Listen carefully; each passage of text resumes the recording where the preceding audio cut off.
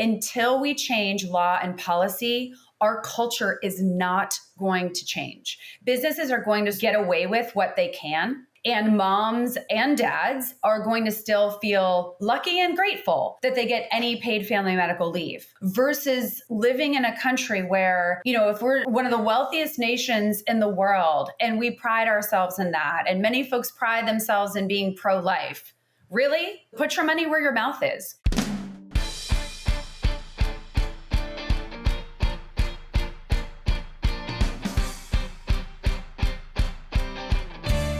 Hello, and welcome to the PoliticsGirl podcast. I'm your host, Lee McGowan. Let's get into it. Since our country is currently forcing women and girls to be mothers, I thought we could take some time to discuss what it's actually like to be a mother in America. Not the day-to-day of mothering, but the way mothers fit into our society, or more specifically, hold our society up. There are more than 85 million mothers in the United States. And according to today's guest, Erin Erenberg of Totem and the United Chamber of Mothers, we all lack basic support. I was recently saying in a rant that we're hardly the country that should be forcing women to be mothers, since we're a country that hardly respects the job or what goes into it. The U.S. is currently experiencing a maternal health crisis. It is one of the highest maternal mortality rates among high-income nations. 75 countries in the world have some form of universal health care, but we're not one of them. 141 countries offer maternity leave, with 41 of them offering paid maternity leave, but we're not one of them.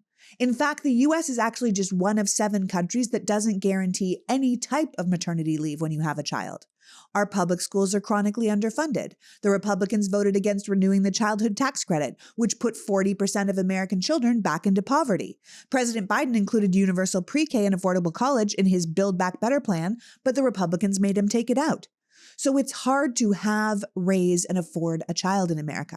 The Elon Musks are telling us it's our duty to have more. The Samuel Alitos are telling us they don't care if we die while we do it. And now, apparently, if we're good mothers, we're also supposed to be just staying home and being homemakers, despite the fact that in late-stage capitalistic America, most of us couldn't afford to do that, even if we wanted to. Which is why we're talking to Erin. Erin is a lawyer, a former entertainment executive, and founder of Totem Women and co-founder of the Chamber of Mothers, a collective movement to advance maternal rights in America. I'm having her on to talk about what we can do to make motherhood in America better. Better for the moms, better for the kids, better for the family, and better for the country. So without further ado, please welcome my guest, powerhouse entrepreneur looking out for the good of mothers in America, Erin Erenberg. Welcome, Erin. Thank you for having me, Lee. Oh, well, thank you for joining me. I mean, being a mom has been a big job for forever, but what a time to be a woman, especially a mother in America. Absolutely. What a time when we are the social safety net of the entire country. And especially after COVID, really thought, oh, wow, look at this. We might finally be on par with the rest of the world and get paid family medical leave. And it died without a funeral. And we see that moms are still suffering and are not okay, which is really our why at Chamber of Mothers. Now, before we get into the work that you're doing with Chamber of Mothers, which I love, and it's tied to politics, which of course we focus on here, can you please tell me about your first company, Totem? Because in many ways, that's still about mothers. It's very much about mothers. Thank you for asking. So I had the germ of an idea to start Totem after I had our first baby. I was 34 when I had our first. I have 3, so I finished bearing children at age 40. I had been this ambitious, sort of autonomous woman for over 3 decades and really felt like, why has nobody told me that my ambition, my brain, my body, my relationships would all change overnight when I welcomed my new child? And you hear a lot, there's no manual for childcare. And actually, there are many manuals for childcare. What there's not a manual for is how to go through the world as a woman after you've become a mother. Like, what does it mean? How are you supposed to assimilate? And so this was 2017. I, at the time, was working at a startup. I helped build Indiegogo. I took us from 5 employees through a Series A and a Series B. And our CEO wanted me to be the chief revenue officer. And I was having this moment that I think a lot of women go through where there was this big contradiction of, I felt like I both was underqualified now that I was a mother. It was sort of, how am I going to juggle care of this human being that I'm suddenly so in love with and I care more than anything about. And I should be taking this role on, right? Because I'd gone to law school. I've been working so hard for so long. So I felt really guilty on all sides. I felt guilty as a feminist for not just stepping and leaning all the way in. And I felt bad about not being able to be as present with my baby. And so I was really struggling with that intersection of ambition and motherhood. And I just knew in my heart, the next thing I do with my life is going to be around this pain point for mothers in America. I really am struggling, and I have quite a lot of privilege. I mean, I was born in a little steel mill town in Ohio, but I was afforded education. I'm a white woman in America, like all these things that make it easier for me than a lot of other mothers across the country. And yet I was crying in my car on the way to work when I wanted to be sturdy and ready to show up. I was grieving the fact that I was going from this solid breastfeeding relationship with my baby to a relationship with my pump in a cold public bathroom. And I just knew I wanted to be a part of change. And so what that first looked like was starting Totem Women. So Totem, it's Totum. It means whole in Latin. And that's what I think we can all aspire to as women and mothers, especially in this country. How can we be whole? So Totem started initially as a community. Let's start having conversations about what it looks like to be whole as a woman and a mother in this country. What do mothers actually need? They don't need another product, another resource. They don't need to spend any money on anything else that's really giving them the suggestion that they're less than.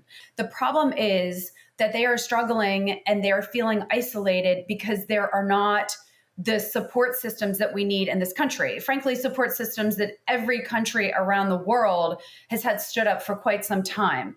As I understand it, you guys did a study of working parents, and it was the largest one that ever was included with 450,000 people that found that when companies invest in working parents, it grossly improves their business, right? Absolutely. That companies have at least 5 times more growth, more innovation, more job retention, more employee productivity. Yep. And I think most of us listening can say, yeah, that makes perfect sense. The idea being you're not just investing in the working parents, because it's only a matter of time if you don't do the things for them that you lose your top talent, right? Absolutely. That ultimately it costs companies more to lose their talent than to reimagine how the work environment is set up.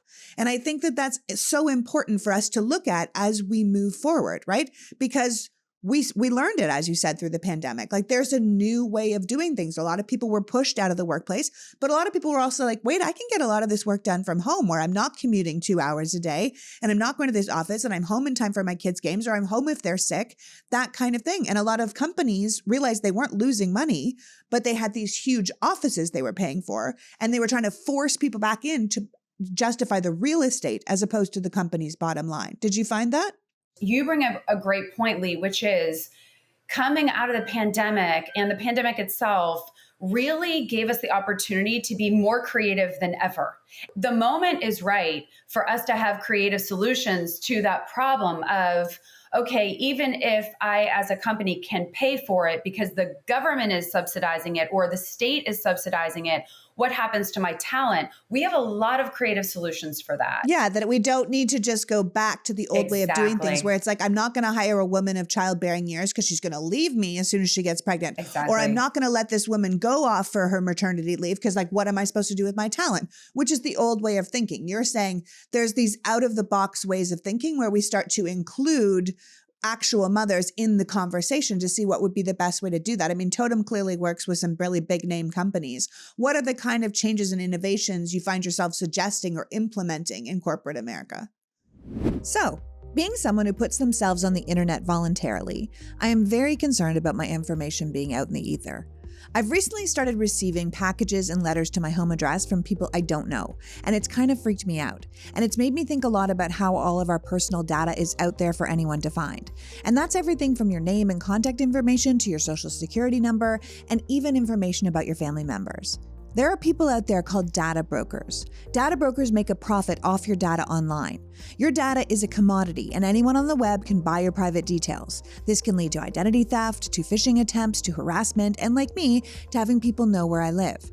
Which is why I'm pleased to tell you about a group called DeleteMe. DeleteMe is a subscription service that removes your personal information from hundreds of data brokers.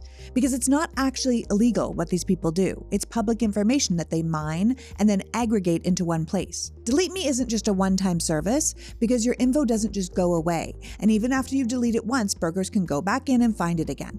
But we're talking about hundreds of organizations. There's no way for regular people to keep up with that, which is why DeleteMe is constantly monitoring the web and removing any personal information that we don't want out there.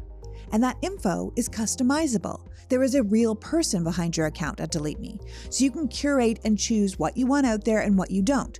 You can say, yes, I need that out there for my business, or God, no, that should not be out there at all. DeleteMe does all the hard work of wiping you and your family's personal information from these data broker websites. And you don't even have to be a public person for them to have an entire database on you. In fact, research shows that the volume of personal data on individuals available online has tripled since 2019. So there is now an average of 525 pieces of personal information per person. So by working with a service like DeleteMe, you are taking a proactive approach to the security of your personal information. So take control of your data and keep your private life private by signing up for DeleteMe now at a special discount for our listeners. Today you get 20% off your DeleteMe plan by texting PoliticsGirl to 64,000. Text PoliticsGirl to 64,000. That's PoliticsGirl to 64000. Message and data rates may apply. See terms for details. But we clearly cannot carry on like this. So my boy just started his junior year of high school, and he can eat his entire body weight in food. But I still remember those little kid days of picky eating. As I was saying a couple of weeks ago, Lachlan used to do this thing where he would put food in his mouth, and if he didn't like it, he would just chew it endlessly without swallowing. His dad and I would watch in horror as it became what I can only imagine was paste in his mouth, until eventually he would just let it fall out in a blob on his plate. It was completely disgusting. Which is why I thought it was incredibly cool when I heard about Nurture Life. Nurture Life is a meal delivery service focused on helping busy parents easily feed their children, from 10 months old to 10 years old. The company not only provides fresh meals, but snacks, and they're all nutritious and fully cooked, which means if you're a busy parent, these meals are ready to serve in just minutes. Nurture Life lets kids enjoy healthy, nutritionally balanced diets while still eating all of their favorite things like mac and cheese and spaghetti and meatballs. The meals are made fresh every week. They're never frozen, and they're shipped directly to your door. You choose from over 50 choices of balanced meals from their weekly menu, and that is everything from finger foods for babies and toddlers to full meals for older kids. And Nurture Life does all the cooking, and these fresh, ready-to-go meals are delivered straight to your door in refrigerated packaging. Nurture Life's mission is to raise the standard of children's food in America. And along with their full meal options, their menu also includes things like snacks and superfood smoothies, so kids can eat well no matter what they're in the mood for. Honestly, it's about time that a flexible meal subscription existed for babies and kids. So head to nurturelife.com and use the code PoliticsGirl for 55% off your first order. That's right, 55% off. Once again, that is nurturelife.com for 55% off, and make sure you use my promo code PoliticsGirl so they know that I sent you. What are the kind of changes and innovations you find yourself suggesting or implementing in corporate America? When I started out working with companies to help them do better by mothers, and one thing that I found with those companies is they would want to do things like have me come in and do a workshop. But quite frankly, I found it performative. And I had a lot of mothers that I was speaking to and working with who were just in tears because everything we were talking about was really resonant and there wasn't going to be actual change inside the organization. Yeah. They could say we did the workshop. Exactly. But for me, what started to happen is I just got so hooked on this realization that until we change law and policy, our culture is not going to change. Businesses are going to sort of get away with what they can. And moms and dads are going to still feel lucky and grateful that they get any paid family medical leave versus living in a country where If we're one of the wealthiest nations in the world and we pride ourselves in that, and many folks pride themselves in being pro-life, really put your money where your mouth is. Invest in mothers who are creating life, not just through to, delivering the baby. But, when you talk about care as infrastructure, right now we have 1 in 4 moms is back to work just 2 weeks after giving birth, right? And we have 51% of this country considered a child care desert. Make it make sense. If we care so much about life, we have to truly have affordable, accessible childcare. And if we care about parents bonding with their baby and family values and all that, you've got to have time to do that. And most Americans cannot afford to do that without it being subsidized. Right. I wish this stuff was as obvious as it seems, but it's not, right? We need more organizations like yours to remind people that there are other things in the world but work.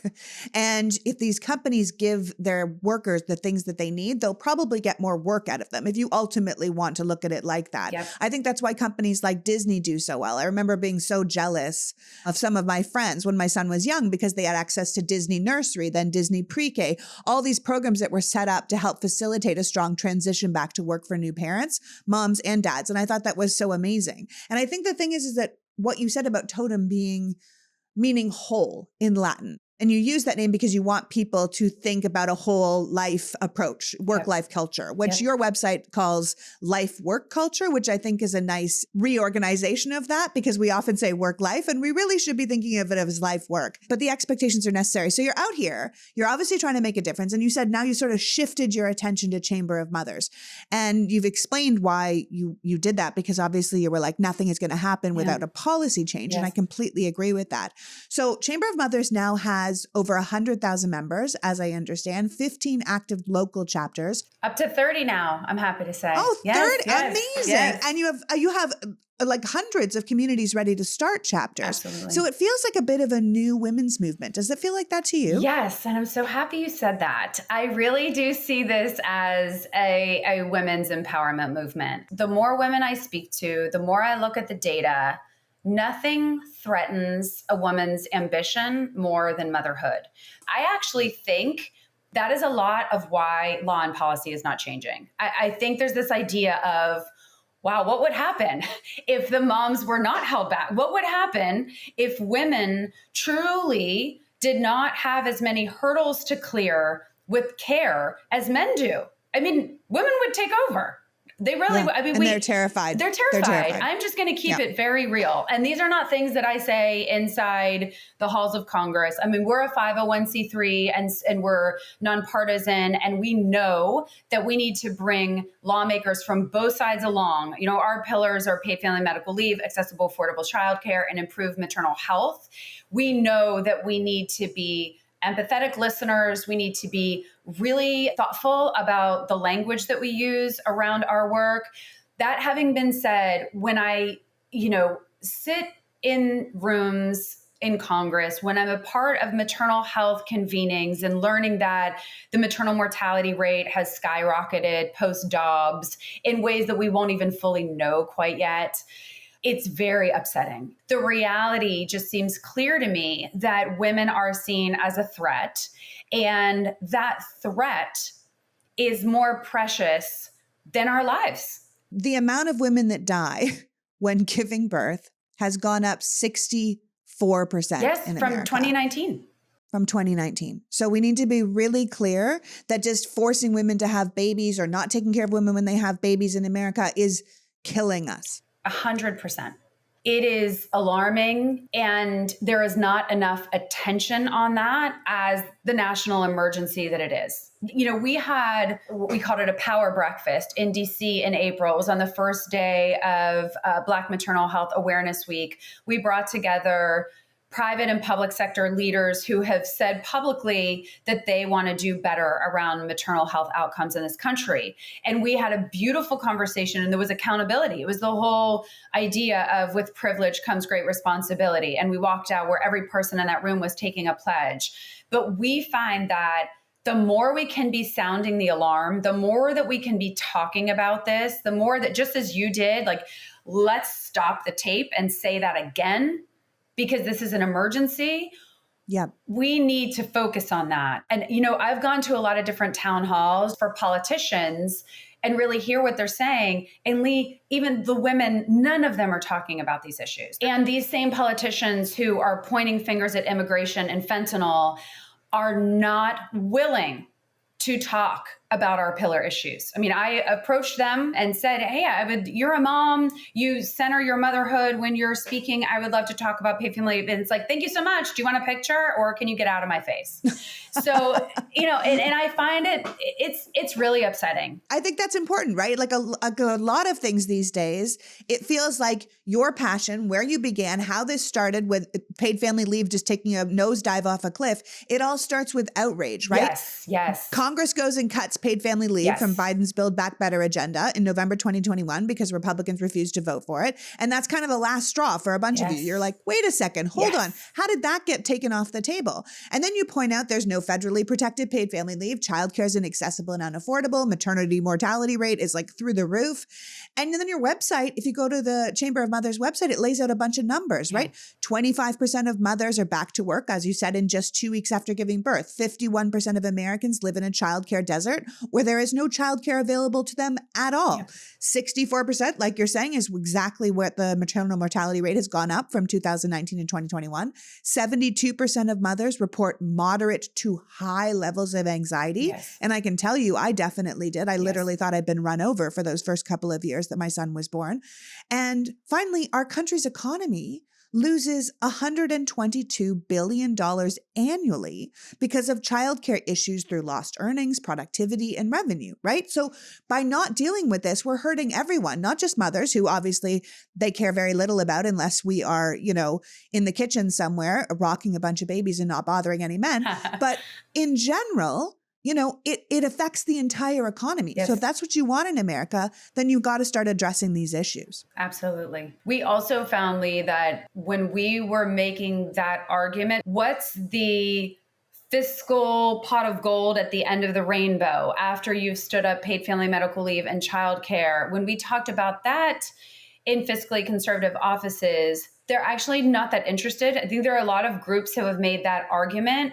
The question they're really asking is, how do we pay for this right now? And so there's a very glib way to come about that and say, well, we spend so much on defense and we send all this money to other countries. But our team has actually done a beautiful job at answering the question asked. We were asked by Senator Gillibrand's office to respond to a request for information about a new paid leave bill. And Daphne Delvaux, who's one of our co-founders, she's a full-time litigator for maternal rights in San Diego. She put together a response on behalf of all of us that talked about all the ways the federal government is paying for leave right now. How does it pay for it for federal employees? Trump was able to provide paid leave to workers who were sick with COVID. And we would have opinions about what ways of paying are better than others. And we certainly don't want to rob from people's Social Security for paid leave now. No, we don't need to be. I don't know why people keep touching Social Security. It's completely separate. People keep borrowing against it. Like repeal the Trump tax cuts. Absolutely. Tax the corporations, tax the ultra rich, find a wealth tax for the people that tripled their income during the pandemic, but don't take from, working mothers who are trying their best to raise children that you say that you want. Absolutely. 100%. There are many ways to pay for this. I was so excited when Calm approached us to sponsor the show because I've been using Calm for years. Calm is the #1 app for sleep and meditation, giving you the power to calm your mind and change your life. I have had a lot of trouble sleeping over the years, so I found Calm because I'd heard about their sleep stories. I've now got a curated list of sleep stories that I go to sleep to almost every night. At this point, I literally make it about a minute into one before I'm out. My brain is just trained to hear them and go to sleep. I also use Calm for work and concentration. Calm is something called soundscapes. I personally use Brownie and Noise and a soundscape named after Dune, which is basically just desert wind. But my husband goes to sleep every night with Wind in the Pine soundscape from Calm. But Calm also has grounding exercises if you're feeling overwhelmed, and they have meditation and short guided sessions and breath work, all the things to help you relax and reset. So join me. Stress less, sleep more, and live better with Calm. For listeners of our show, Calm is offering an exclusive offer of 40% off a Calm premium subscription at calm.com/politicsgirl. That's CALM.com/politicsgirl for 40% off, unlimited access to Calm's entire library. That's calm.com/politicsgirl. I really do use this app every day. It's a total game changer. AI might be the most important new computer technology ever. It's storming every industry, and literally billions of dollars are being invested. So buckle up. The problem is that AI needs a lot of speed and processing power. So how do you compete without costs spiraling out of control? It's time to upgrade to the next generation of the cloud, Oracle Cloud Infrastructure, or OCI. OCI is a single platform for your infrastructure, database, application development, and AI needs. OCI has 4 to 8 times the bandwidth of other clouds, offers one consistent price instead of a variable regional pricing, and of course, nobody does data better than Oracle. So now you can train your AI models at twice the speed and at less than half the cost of other clouds. If you want to do more and spend less, like Uber, 8x8, and Databricks Mosaic, take a free test drive of OCI at oracle.com/PGP. That's oracle.com/PGP. oracle.com/PGP. But don't take from, working mothers who are trying their best to, raise children that you say that you want. Absolutely, 100%. There are many ways to pay for this. And we outlined those and made it clear that there is a quote unquote pay for.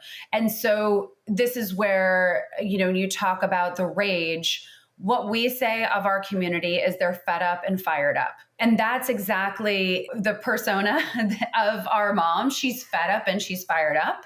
And so the way that we advocate is we advocate on the federal level. And I've talked about that a little bit. We do a lot of Hill days, and we're talking with folks like bicameral, bipartisan members of Congress. And we also have local chapters. And so the idea behind local chapters, we're not the first people to do local chapters. I mean, we love Moms Demand. They're a beautiful model. And so we looked at that, and we looked at just what do our moms want and need? And our moms were craving, and still are, these bold, safe spaces to talk about politics in a personal way, because it is all personal. None of this is like, some politics that you shouldn't touch at the dining room table. This is what happened to your life, what happened in my life, how we're interacting and how we're moving about the world is impacted by these policies. And so our local chapters were something that we piloted last year, and we did it in 12 places. And we realized that moms want them so badly. Our mom to a person is saying to us, okay, thank you for the stats and the information. And now what can I do about it? She wants to be effective. She wants to be a part of the solution. And so our mission statement is uniting mothers as advocates to create a better America. Every mom that we speak to can agree that we need these things to thrive. And then as advocates, really learning that you can be an advocate and not want to carry a flag and have a sign in front of the White House. There are so many things that you can advocate that feel comfortable inside your personality that you can do with very little time. We set a goal to be in all 50 states by the end of the year, and we're pacing ahead of that. We're in 30 states, and we also have stood up a military chapter, and we're working to stand up an Indigenous Mothers chapter by the end of the year. Our local chapter leaders and members are incredible. I mean, they are this movement. They are informing the movement. They are rallying moms. They are making change at the local level. And then they also, so many times, as you well know, in order to speak with a member of Congress, they want a constituent. So we'll pull a constituent from one of our chapters. They'll go in and tell their story. And that's much more impactful than somebody that's outside of their district. Absolutely. And as you say, women in America, but particularly mothers, they're underrepresented, they're underserved, and they're overwhelmed. And yet women hold the spending and the voting power in the US. So talk to me a little bit about this, because according to Nielsen, by 2028, women will own 75% of discretionary spending, making them the world's greatest influencers. And approximately 70% of mothers participate in the American workforce, 77% of them with children 6 to 17, and then 61% with children under 1 year old. So American women control a lot of assets, right? We have a lot of power, and those assets are expected to triple by 2030 as more women go to college, more women get jobs, more women decide they might not want to get married, might not want to have children, which is probably why certain people in this country are trying to force us back into the kitchen and back into our baby maker place in the patriarchy. Yeah. What are your thoughts on this whole women's vocation as a homemaker, trad wife thing in comparison to what we really see that's actually happening out there in the world for women? I think it's dangerous. I think it's a I do too. tool. Yeah. I think it's a tool. I think women are being used. I think there are parts of domestic life that if you have financial means, sure, you can have a great time perfecting sourdough over a number of days. Yeah. If your husband makes $4 million a year kicking a ball. Yeah. Yeah, that too. Yes. But we see this all over Instagram, and it's concerning for all of us. I mean, just being really honest, we talk about this as co-founders a lot because what goes unsaid is what we're talking about. Most women can't afford this. And so there were folks saying that it's your choice in whether you are at home or you're contributing outside of your home, and it's your choice and you shouldn't feel shame. And where we agree is we say, of course you shouldn't feel shame, but our lawmakers should feel shame. So the fact of the matter is mothers don't have the choice. We just went over all the stats. Most mothers in this country would burn through their savings if they were doing that. Families have to look at it, even if there are two partners. Childcare costs are at least half of housing costs. We have moms in our communities who say, I had to take out a HELOC on my home in order to afford childcare. And so when those mothers are seeing these images of what it's like to be this traditional wife and mother and why that's righteous, it's so damaging because most mothers across this country are truly trying to make ends meet. They're trying to keep their kids safe and healthy and be present with them and go out and work and make life work. They're trying to survive. And so we think that movement is really dangerous. We feel that, if it's genuinely your choice to be a homemaker and you can afford that, that's fantastic. Women should have all the choices they want, but please be thoughtful about your platform because that's not a choice for most American mothers. It's simply not. Yeah. Yeah. It's actually why the abortion issue keeps coming up because the abortion issue really is an economic issue. Absolutely. Most women who have abortions, a lot of them already have children. Yes. They're like, I can't afford another mouth to feed at my kitchen table. People say, oh, it's a kitchen table issue. Abortion is a kitchen table issue. How many children can you afford to have at that table and take care of them properly, not lose your job, not have these kind of things? And we don't make it any easier for them not having healthcare in America, not having paid family leave, not having all of these things that would help us stay home with our children or help us have more children. But women vote. Right? And there's a lot of us right now who are furious. I mean, according to the Center for American Women in Politics, 97% of registered women voters voted in the 2020 election. 97%. And a lot of us are now real pissed off watching what's happening to women across the country. And I feel like from the work you're doing with Chamber of Mothers, how do you see this election going this fall? Because obviously, we can see that women are clearly second-class citizens to the Republican Party and the Christian nationalists want us back in the kitchen. But I also feel like, of that 97%, there's a fair amount of particularly white women that voted for Republicans who have always done that and might be seeing this abortion issue, particularly IVF contraception as a side note, as an election-changing issue for them. Are you noticing that? 100%. I mean, I wrote something for Marie Claire about Ohio. I'm from Ohio. I was raised by conservative Christian parents. I understand their point of view while it's not my point of view. And so I think the headline of that article was lawmakers aren't afraid of the mom vote, but they will be. You look at what happened in Kansas, you look at what happened in Ohio. So we are launching a campaign called Vote Like a Mother. And I am not telling you how to vote. Lee's not telling you how to vote. Chamber of Mothers is not telling you how to vote. Lee is definitely telling you how to vote. She's definitely telling you how to vote. Well, but Erin is being very political here. She's very good. I will definitely tell you that if you are voting as a woman, you are making a mistake if that ticket is red. I feel you. But what we're saying is vote like a mother for blank, right? And you get to fill in the blank. I'm not here to tell you. You need to know how you feel about these issues. And it needs to be truly your choice. Vote like a mother for blank. Do you care the most about climate, gun safety, abortion, maternal health? By the way, we see reproductive freedom under maternal health. We see it inextricably related. And we know that abortion care is health care. So one thing that you can do, very simple, you can just Google lawmaker's name plus issue, any of those issues you care about, and you'll see where you want to vote, right? The other thing is, every mom I speak to talks about time poverty. We're time poor. She may not put it that way, but she says she's exhausted. She's burnt out. She has no time. When would she ever get studied up on politics? And of course, law and policy is written in an obfuscating, threatening way. I'm a lawyer. I practice IP law, though. And so sometimes it's deliberately complicated. It's deliberately complicated. I read these things and I'm like, I'm either asleep or confused because this is awful. And so the idea is, you download that sample ballot, print it out, go old school. Once the kids are down to sleep, just sit and Google, again, lawmaker's name plus issue that you care about. And don't just look at their rhetoric, look at how they actually voted.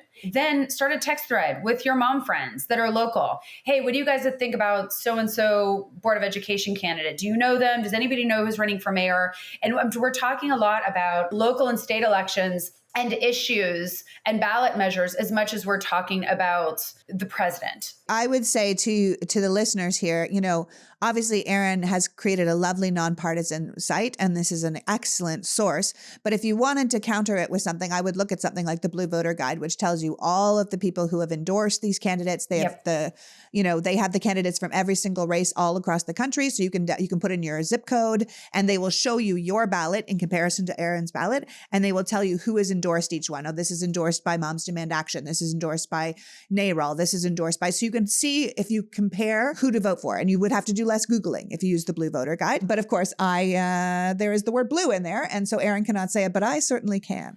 Love to hear it. And thank you for that. Thank you for that. Yes. Yeah, because it's hard and people don't have the time. And I think it's very essential. So listen, who belongs to Chamber of Mothers? You have chapters all over America. Obviously, you're going to be in all 50 states. It's nonpartisan, nonprofit. But who would you like to be part of your group, and how would you have us reach out? Thank you for that question. The most important mothers to be in our group are single mothers of color. When we solve things for single mothers of color, we're solving them for everyone. So we really want to be hearing about what it's like to be a single mom of color in this country. What are your pain points? What do you need first? In what order? What is your story? With that said, Chamber of Mothers is for every mother across the country, and we define mother as a verb. There are people that did not give birth who mother.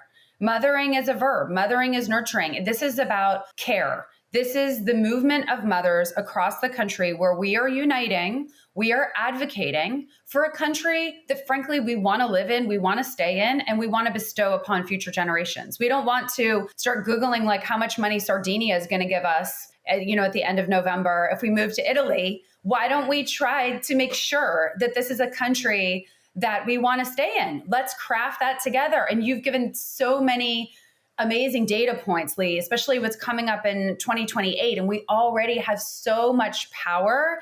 It's about taking that back and owning it and knowing that we are a force to be reckoned with, and you're not alone.